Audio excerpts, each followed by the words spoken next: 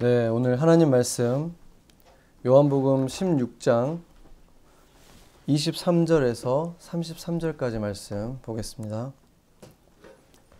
요한복음 16장 23절에서 33절까지 말씀 같이 보도록 하겠습니다. 같이 교독하겠습니다. 제가 한 절 읽고 여러분이 한 절 읽고 교독하겠습니다. 그날에는 너희가 아무것도 내게 묻지 아니하리라. 내가 진실로 진실로 너희에게 이르노니 너희가 무엇이든지 아버지께 구하는 것을 내 이름으로 주시리라. 지금까지는 너희가 내 이름으로 아무것도 구하지 아니하였으나 구하라 그리하면 받으리니 너희 몸이 충만하리라. 이것을 비유로 너희에게 일렀거니와 때가 이르면 다시는 비유로 너희에게 이르지 않고 아버지에 대한 것을 밝히 이르리라. 그날에 너희가 내 이름으로 구할 것이요 내가 너희를 위하여 아버지께 구하겠는 날이 아니니 이는 너희가 나를 사랑하고 또 내가 하나님께로부터 온 줄 믿었으므로 아버지께서 친히 너희를 사랑하심이라. 내가 아버지께서 나와 세상에 왔고 다시 세상을 떠나 아버지께로 가노라 하시니 제자들이 말하되 지금은 밝히 말씀하시고 아무 비유로도 하지 아니하시니 우리가 지금에야 주께서 모든 것을 아시고 또 사람의 물음을 기다리시지 않는 줄 아나이다. 이로써 하나님께로부터 나오심을 우리가 믿사옵나이다. 예수께서 대답하시되 이제는 너희가 믿느냐. 보라 너희가 다 각자 제 것으로 흩어지고 나를 혼자 둘 때가 오라니 벌써 왔노라. 그러나 내가 혼자 있는 것이 아니라 아버지께서 나와 함께 계시느니라. 이것을 너희에게 이르는 것은 너희로 내 안에 평안을 누리게 하려 함이라. 세상에서는 너희가 환난을 당하나 담대하라. 내가 세상을 이기었노라. 아멘. 네, 이 찬양을 하면서 진짜 나 같은 주인 살리신 이 가사를 이제 두 번이나 하다 보니까 정말 저 같은 주인을 정말 제가 처음 믿었던 그 시간이 생각이 나면서 정말 그 순간 정말 이렇게 주님 앞에 고꾸라져서 어느 금요 그 철야 집회 때였는데 전에 한번 말씀드린 적이 있지만 그냥 강단에서 회개합시다 하는데 그때는 회개가 뭔지도 몰랐고 그때쯤에 크리스마스가 마침 있었는데 이제 순원들끼리 모여가지고 이제 크리스마스 카드를 썼어요. 한국에 있을 때. 근데 제가 이제 워낙 성경도 한 번도 읽어본 적도 없고 모르니까 제가 뭐라고 썼냐면 하나님 생일 축하드려요 이렇게 쓴 거예요. 그게 지금 또 생각이 난 게 얼마 전에 우리 은유도 하나님 크리스마스가 뭐냐 그랬더니 하나님 생일이라고 하더라고요. 근데 그때 제 순장님이 이게 다른 순원들이 막 웃었어요. 좀 뭐 비웃는 건 아니고 그냥 잘 모르는 걸 보고 웃었는데 그때 그 간사님이 있었는데 그 말도 맞다고 예수님이 하나님 맞으니까 그렇게 했던 기억이 나는데 그렇게 아무것도 몰랐던 제가 이렇게 이 열방이 모이는 맨하탄에서 말씀을 전하고 가르치고 있다는 것이 정말 하나님이 하시는 일이 너무 놀랍다. 그 은혜가 너무 커서 감사한 것 같아요. 여러분들도 아마 그런 기억들이 있을 텐데 하나님은 하실 수 있다는 그 증거가 제가 아닌가 하는 생각이 듭니다. 네, 여러분들 성탄절 예배도 드리시고 그 이후에 시간도 잘 보내셨습니까? 그 아기 예수가 오신 날을 기념하는 날이 성탄절이죠. 아이들은 이 성탄절 때가 되면은 산타가 빨리 우리 집에도 오기를 막 기다리잖아요.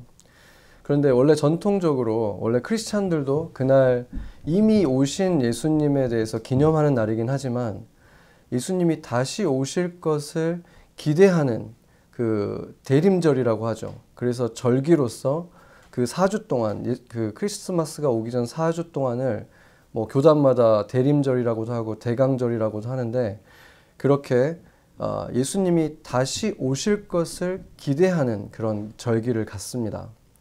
그러니까 예수님이 처음 오셨던 때가 그때였기 때문에 그때 또 예수님이 오시지 않을까 하는 그런 이제 기대감을 가지고 다시 오실 예수님, 재림을 기다리는 그런 기간을 갖는 거죠. 그런데 그렇게 오랫동안 크리스찬들이 기다려왔는데 2000년이 넘게 기다려왔는데 예수님은 아직도 오지 않으셨습니다. 왜 아직도 안 오셨을까?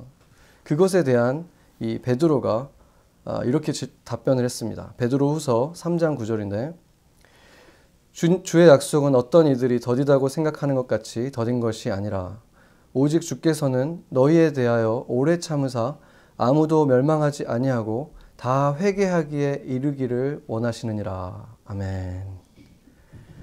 그러니까 지금 우리만 예수님이 뭐 2000년에 오시지 않을까, 언제 오시지 않을까, 왜 이렇게 오시지 않나 이런 생각을 했는데 사도 베드로 시대에도, 그러니까 예수님이 승천하신 지 불과 몇십 년밖에 되지 않았던 그때에도 예수님의 재림과 심판이 왜 이렇게 느립니까? 왜 이렇게 더딥니까? 라고 사도들에게 묻고 이렇게 이해하지 못하는 사람들이 있었다는 것입니다. 누구보다도 예수님을 그리워했을 사람이 베드로였겠죠. 그런데 베드로는 예수님이 빨리 오시기를 누구보다도 기다리긴 했지만 그 이유를 분명히 깨닫고 있었다는 것이죠. 심판이 이르기 전에, 예수님이 오셨을 때 재림이 와서 그 심판이 이르기 전에 한 명이라도 더 구원하고 싶으신 그 아버지의 마음을 지금 베드로는 깨닫고 있었다는 것이죠. 그래서 이것은 예수님이 어떤 더디 오시는 것이 아니라 2000년을 지금 인내하고 계신다라고 우리는 봐야 되는 것입니다. 예수님의 인내를 한번 생각해 보세요. 얼마나 예수님이 분노하실 만한 일들이 지금도 세계 곳곳에서 계속 일어나고 있고 지난 2000년간 얼마나 끔찍한 일들이 이 인류 역사에 많이 있었습니까? 불의와 불공정, 약자들을 무시하고 핍박하는 그런 악한 세력들, 크고 작은 전쟁들, 또 예수님께서는 병든 자들을 보면서 그들을 치유하시면서 같이 고통하시고 안타까워하셨습니다. 또 예수님은 죽은 사람들을 보면서 크게 민망하게 여기시면서 고통하셨습니다. 슬피 우시기도 하셨습니다. 예수님은 결코 무관심하게 아직 시간이 안 됐다, 그날을 지금 기다리고 있는 것이 아니라는 것입니다.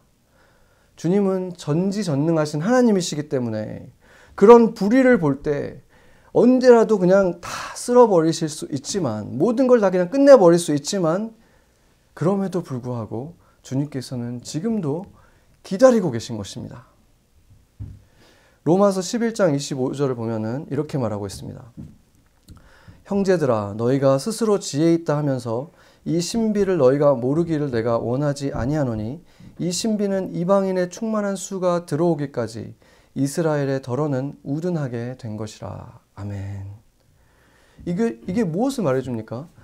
이방인들의 충만한 수, 이게 원어를 보면은 이 충만하다는 것이 어떤 토탈리티를 말하는 거예요. 그러니까 꽉 찬다는 것을 얘기하는 건데, 그러니까 예수님이 오시는 것은 언제라는 그 시간이, 그게 중요한 게 아니라, 그 시점이 중요한 게 아니라 최소한 이만큼은 차야지만 내가 올 것이다 라는 이 개념이라는 거예요.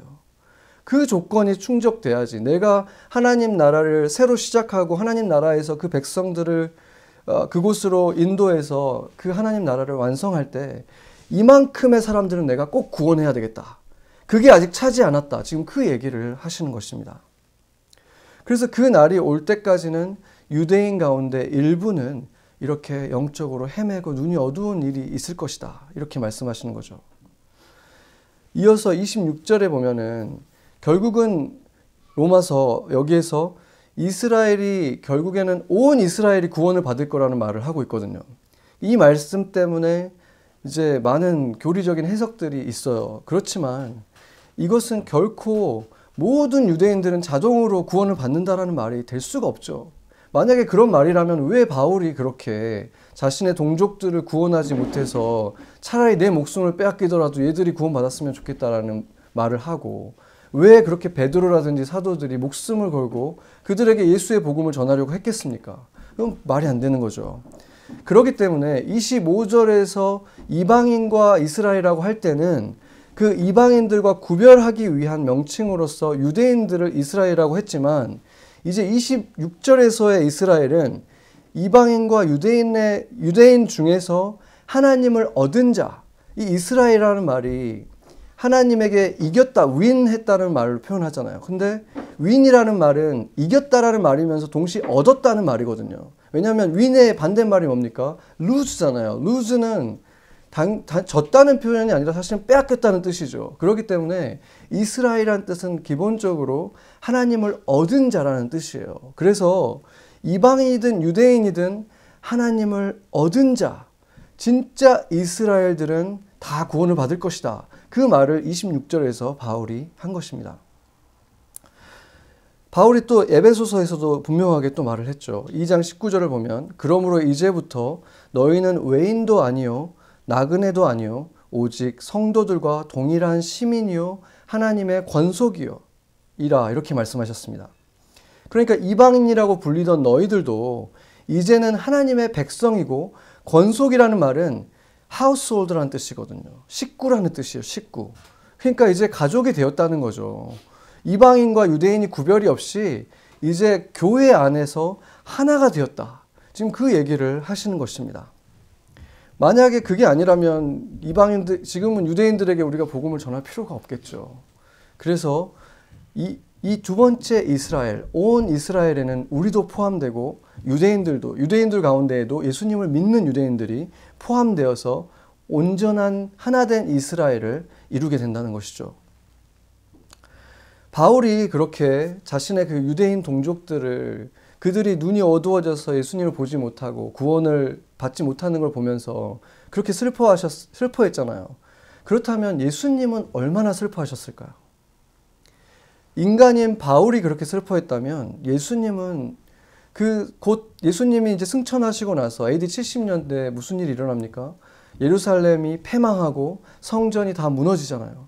그리고 온 세계로 유대인들은 흩어지고 인구의 80%는 다 사망하게 됩니다. 그 전쟁으로 인해서. 그러니까 그 예수님께서는 그것을 이미 아셨기 때문에 그 이스라엘들을 볼 때 얼마나 슬프셨겠습니까? 예루살렘아 딸들아 나를 위해 울지 말고 너의 자녀들을 위해서 울어라 이렇게 말씀하시잖아요. 그런데 그때 예수님은 그것만 보신 게 아니라 2차 세계대전 또 유대인의 학살 이런 것들을 다 예수님은 보신 거죠. 그래서 그 고통을 예수님은 이미 그 유대인들이 지나가야 했던 그 모든 고통들 우리가 지나가야 하는 그 모든 고통들을 예수님은 다 같이 겪으셨고 그거를 다 아셨다는 것입니다. 그럼에도 불구하고 그 순간에 멈추실 수 있는 분인데 그때 오실 수도 있는데 안 오시고 그때 심판하지 않으시고 그때도 인내하셨다는 것입니다.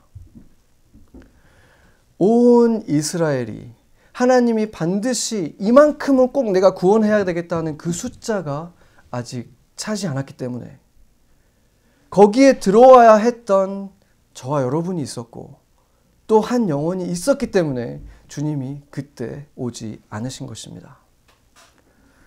이 코로나 시기를 지나면서 하루에 수천 명이 죽어가는 걸 보면서 우리들은 이제 어느새 계속 시간이 지나다 보니까 그냥 숫자로만 보이잖아요. 뭐 수천 명이 막 3천 명이 나오고 해도 그냥 또 오늘도 3천 명이네. 우리는 이렇게 되지만 예수님이 그러시겠습니까? 예수님은 결코 그 고통에 무관심해지실 수가 없는 분이라는 거죠. 예수님은 그 고통과 질고와 그 가족들이 겪는 그 쓸쓸함과 그 고통을 다 겪으시고 그것을 알고 계시지만 그럼에도 불구하고 이걸 다 끝내고 싶지만 여전히 오시지 않고 아직도 인내하고 계신다는 것입니다. 아직도 구원하고 싶은 그 영혼들 최소한의 숫자 그것이 아직 채워지지 않았기 때문인데 그 말이 그렇다면 우리에게는 무슨 뜻이 되겠습니까? 여러분이 아는 사람들 중에서 아직 구원을 받지 못한 지체들이 주변에 있잖아요. 지금 그 지체들 때문에 아직 예수님이 오시지 않았다는 거예요. 그들이 주께 돌아오기를 기다리고 계신다는 거예요. 그리고 그들에게 있어서는 아직 시간이 남아있고 아직 기회가 남아있다는 것입니다. 아직 문이 닫히지 않았다는 것입니다. 그 사람이 아직 그 문에 들어오지 않았기 때문에 주님께서 아직 오시지 않았다라고 우리는 믿을 수 있는 것입니다. 그렇다면은 우리도 다른 무엇보다 사도 바울처럼 바로 그들을 구원해 주시기를 온 마음을 다해서 기도하고 내가 그것을 위해서 무엇을 해야 합니까? 주님께 묻는 삶을, 주님께서 우리에게 무언가를 요구하셨을 때 그것을 위해서 순종하는 삶을 살아야 하지 않겠습니까?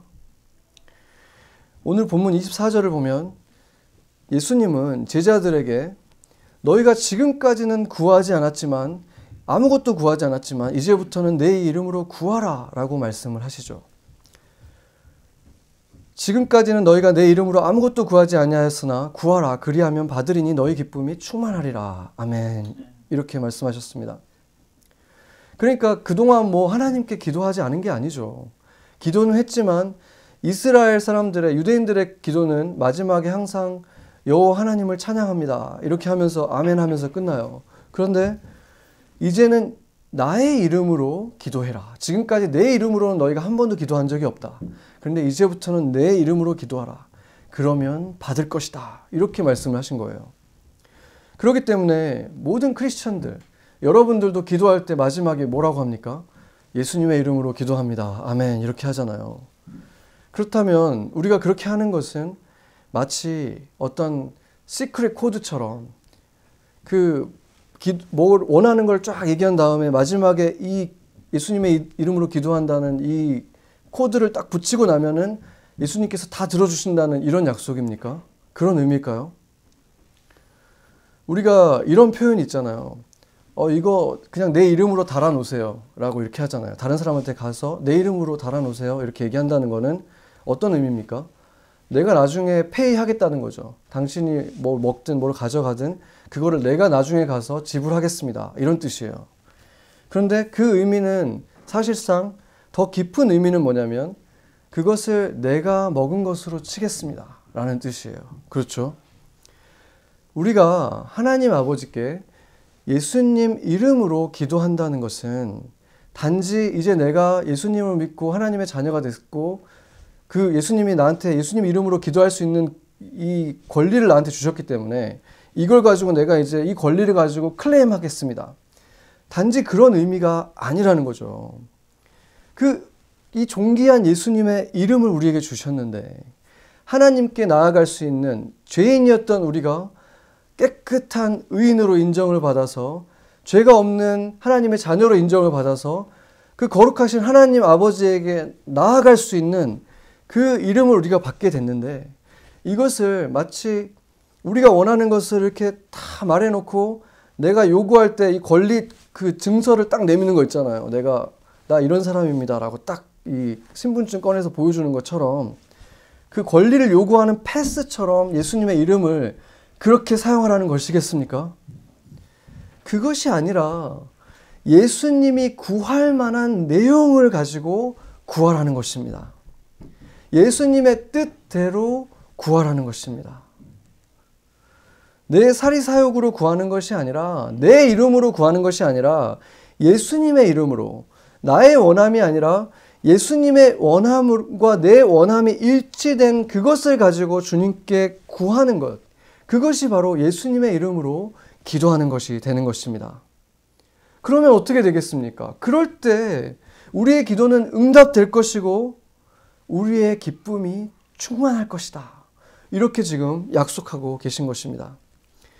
요한일서에서도 사도 요한도 똑같은 말씀을 하고 있죠. 요한일서 5장 14절에 15절 보면은 우리가 자주 암송하는 말씀인데 그를 향하여 우리가 가진 바 담대함이 이것이니 그의 뜻대로 무엇을 구하면 들으심이라. 우리가 무엇이든지 구하는 바를 들으시는 줄 안즉 우리가 그에게 구한 그것을 얻은 줄 또한 아느니라. 아멘. 제가 그 초신자 때 이 성경 구절을 처음 읽으면서 약간 못마땅했어요. 왜냐하면 너무 당연한 말을 하시는 거잖아요.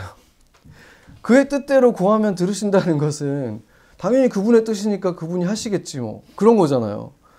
그런 말인데 왜 이것을 대단한 약속을 하시는 것처럼 이렇게 하시는 건가 이런 생각이 들 수 있죠. 그런데 이 15장 이후에 16절에 따르는 그 구절이 그게 무슨 의미인지를 보충해 주는데 과연 주님께서 우리에게 하라고 하신 그 기도가 어떤 기도인지, 우리가 예수님의 이름으로 하길 원하시는 기도가 어떤 기도인지, 그리고 기도하면 반드시 응답하겠다고 하신 기도가 어떤 기도인지가 제시가 되어 있습니다. 요한 1서 5장 16절입니다. 누구든지 형제가 사망에 이르지 아니하는 죄 범죄한 것을 보거든 구하라.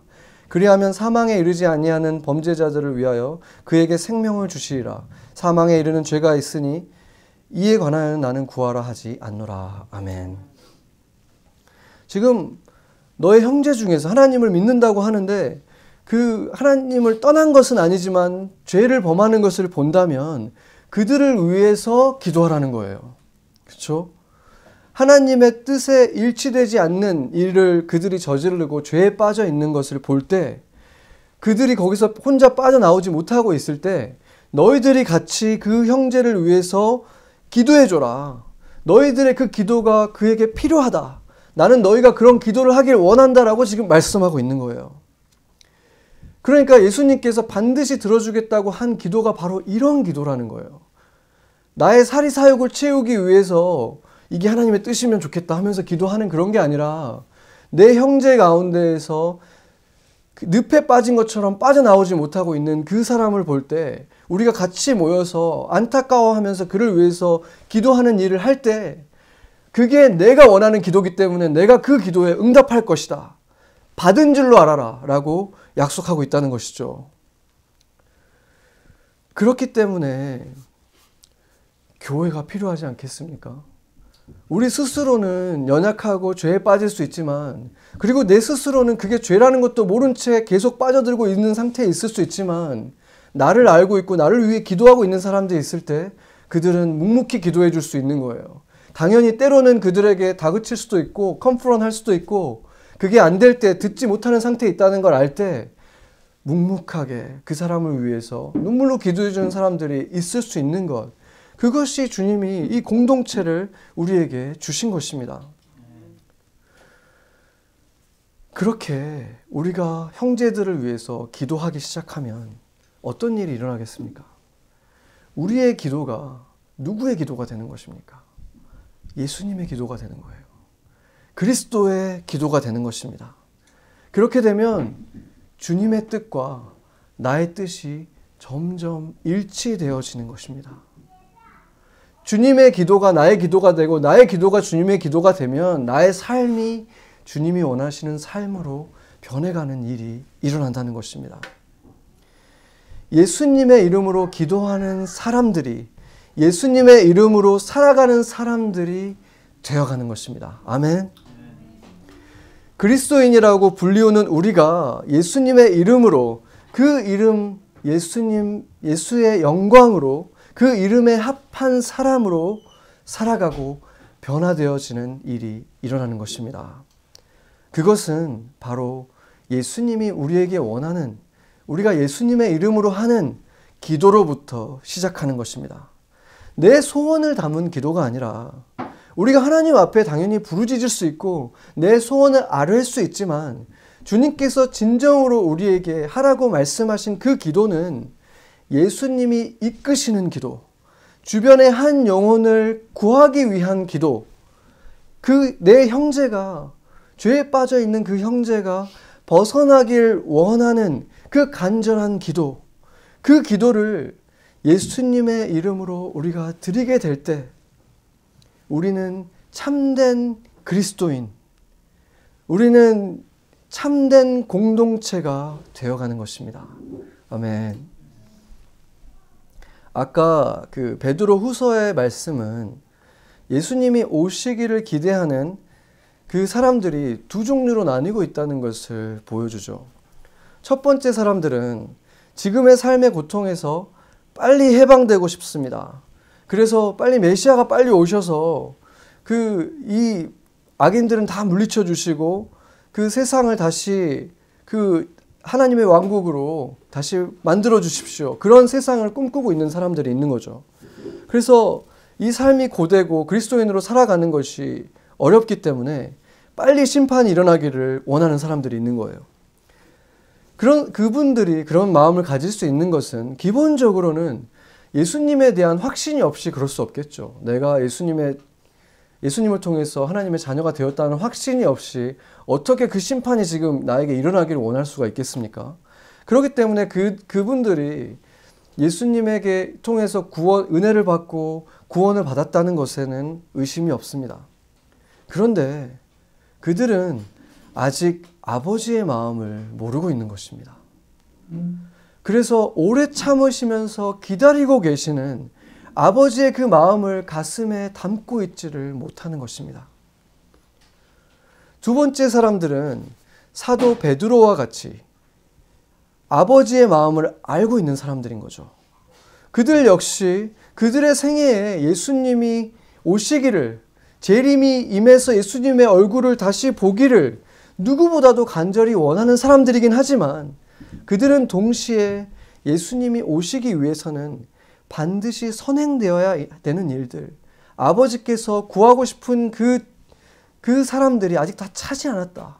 잃어버린 양들이 더 돌아와야 된다는 그 사실, 아버지의 그 잃어버린 자식들을 생각하는 그 아버지의 마음을 가지고 있고 그것을 아버지를 위해서 내가 어떻게 참여할 수 있는가, 아버지와 함께 내가 그 일에 어떻게 동참할 수 있는가, 나에게 그 사명이 있다, 이 사실을 알고 있는 사람들이라는 것입니다.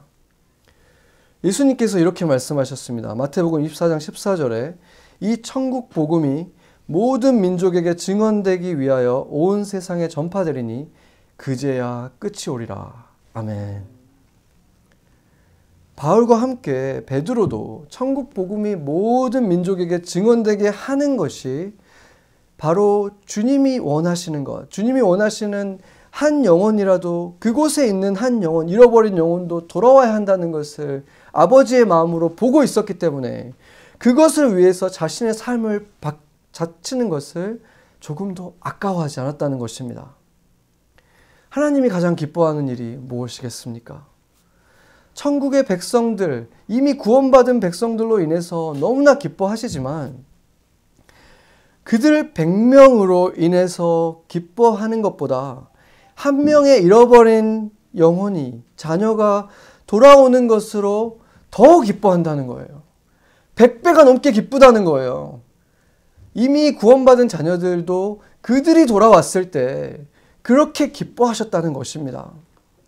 지금 우리들을 기뻐하시지 않는다는 게 아니라 예전에 우리 저랑 나이가 비슷하거나 저보다 나이가 많은 분들은 기억하겠지만 그 이산가족 찾기를 하는 걸 보면은 자기랑 같이 살아온 자녀들도 있잖아요. 그런데 그 수십 년간 평생 동안 떨어져 지내왔던 생사를 몰랐잖아요. 죽었다고 생각했잖아요. 근데 그가 살아있다는 것을 확인했을 때, 이제 만날 날이 다가왔을 때 얼마나 그 부푼 가슴을 가지고 그곳으로 정말 버선발로 뛰어갔겠습니까? 그리고 그 얼굴을 봤을 때 놓지를 못하잖아요. 그 노모가 얼굴을 부여잡고 그 모습들을 우리가 봤잖아요. 나머지 항상 평생 살아왔던 자녀들을 사랑하지 않아서 그랬겠습니까?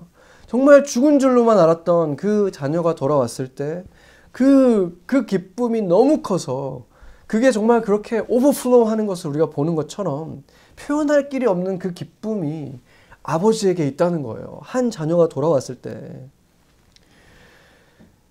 그 큰 기쁨을 우리가 조금이라도 이해할 수 있다면, 아버지께서 그것을 그렇게 원하신다는 걸 우리가 안다면, 우리가 아버지를 사랑한다면 우리가 그 자녀로서 무엇을 하고 싶겠습니까? 예수님의 오심을 기다리고 그 아버지를 사랑하는 자녀들이라면 우리가 정말 하고 싶은 일은 한 가지인 거예요. 천국 복음이 한 사람에게라도 더 전파될 수 있도록 그것을 목표로 살아가는 것입니다. 그렇게 한 영혼이라도 아버지께서 너무나 기다리고 있어서 아직도 주님께서 돌아오실 수 없게 하는 그 한 영혼을 찾아서 내 삶을, 그 영혼들을 구원하는 것에 드리는 일, 그 사명을 가지고 살아가는 것이 될 것입니다. 그리고 그것이 완성될 때 그제야 끝이 오고 그제야 신랑이신 예수님이 오시게 되는 것입니다. 여러분이 무슨 일을 하든지, 우리가 무슨 일을 하며 살아가든지 우리의 가장 높은 부르심은 결국 거기에 다 있어야 된다는 것입니다. 모두가 목사가 되고 전도자가 되고 선교사가 되라는 말이 아닙니다.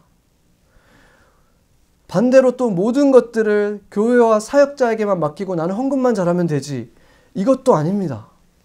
먼저 주의 뜻대로 기도하는 사람이 되어야 됩니다.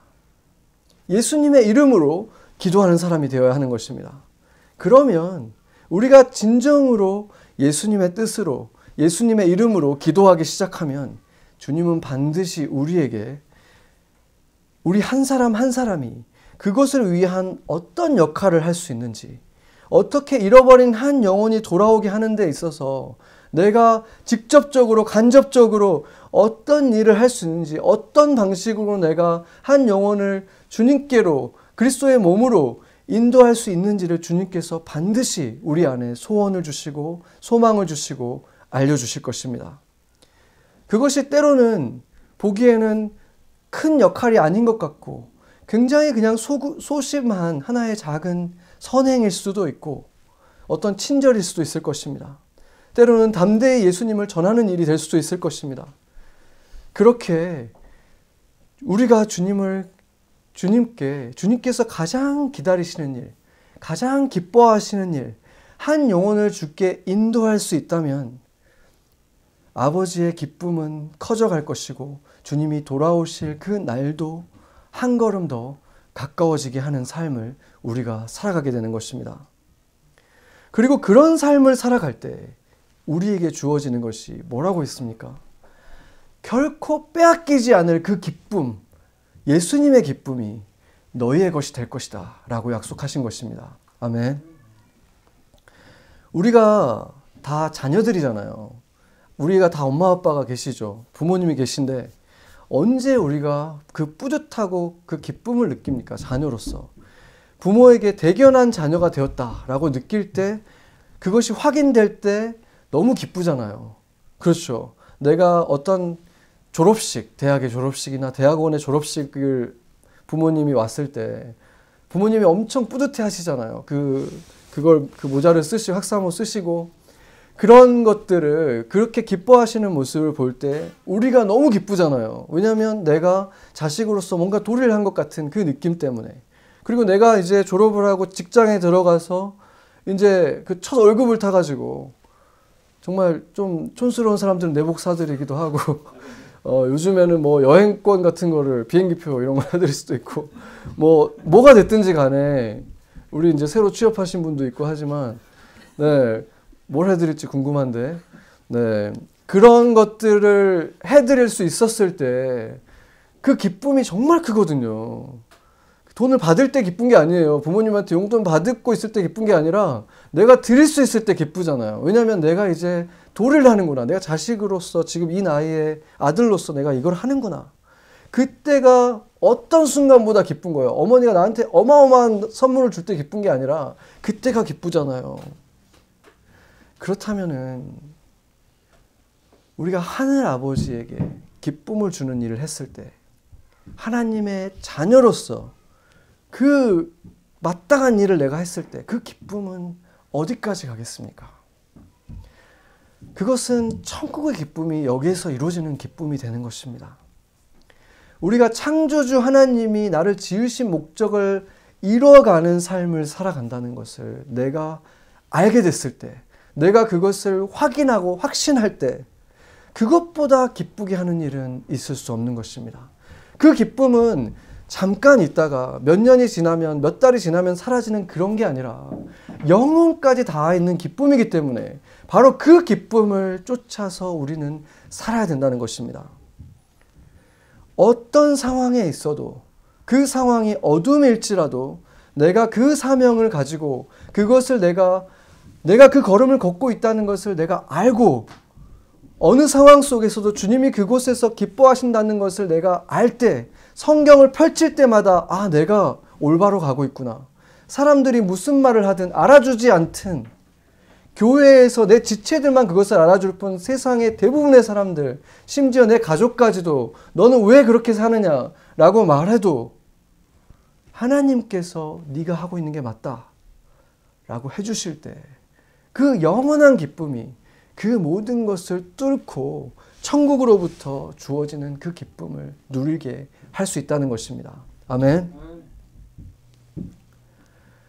그렇게 예수님의 이름으로 기도하는 사람, 예수님의 이름으로 누군가를 찾아가고, 예수님의 이름으로 가족을 위해서 밥을 짓고, 예수님의 이름으로 아이를 돌보고, 예수님의 이름으로 낯선 사람에게 친절을 베풀고, 예수님의 이름으로 내가 보복할 수 있지만 용서하는 것을 선택하고, 예수님의 이름으로 그렇게 살아가는 사람들, 우리들이, 여러분, 그리스도인이라는 사람들은 원래 그래야 되는 사람들인 거예요.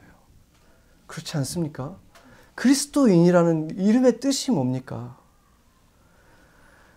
만약 누군가 이런 것들은 이상적인 것에 불과한 거야, 현실을 모르고 하는 말이야, 우리는 이런 거 할 수 없어, 이렇게 주장을 한다면 그것은 과연 무엇에 근거한 주장인 것입니까? 그것이 성령으로부터 온 의견입니까? 아니면 예수님의 말씀입니까? 아니면 하나님께서 우리에게 그 아들을 제물로 주신 하나님 아버지의 뜻입니까? 우리가 할 수 없다는 것이? 아니면 새로운 생명으로 우리가 변화되어 가는 것을 거부하는 내 안의 한 세력의 방해입니까? 예수님이 대신 생명을 내어주어서 이제 예수님을 대신해서 살아가는 사람들이 그렇게 예수님의 이름으로 살아갈 때 내 기도가 예수님의 기도가 되고, 내 손길이 예수님의 손길이 되고, 내 걸음이 예수님의 걸음이 되는 하루하루를 살아갈 수 있다면 그것이 바로 보람된 인생이 되는 것입니다. 무한한 가치를 가진 인생이 되는 것입니다. 세상을 이기는 인생이 되는 것입니다. 환난도 넘보지 못하는 기쁨을 소유한 인생이 되는 것입니다. 하나님의 영원한 기쁨을 약속받고 그것을 누리는 기쁨이 되는 것입니다. 아멘. 여러분은 이제 하나님께서 그 모든 것을 우리에게 내어주면서 우리에게 맡겨주신 그 이름, 예수님의 이름으로 무엇을 하시겠습니까? 같이 기도하시겠습니다.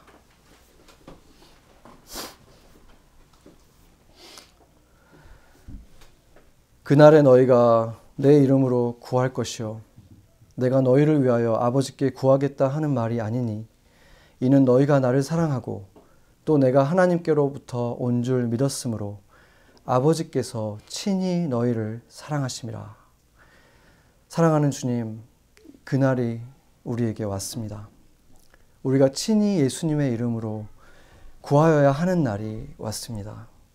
예수님이 우리에게 보이시고 가르쳐 주셨고 우리에게 부어주신 성령의 능력으로 예수님이 우리를 위해서 구하시는 날이 아니라 우리가 예수님의 이름으로 아버지께 직접 구하고 우리가 예수님의 이름으로 살아갈 그 날이 왔습니다. 예수님이 세상을 이기셨듯 그 이름으로, 그 능력으로 살아갈 우리 또한 세상을 이길 것입니다. 이것이 예수님의 뜻이요, 아버지의 뜻이요, 우리 안에 성령님이 인도하시는 길입니다. 이날에는 아버지께서 친히 우리를 사랑하시기 때문입니다.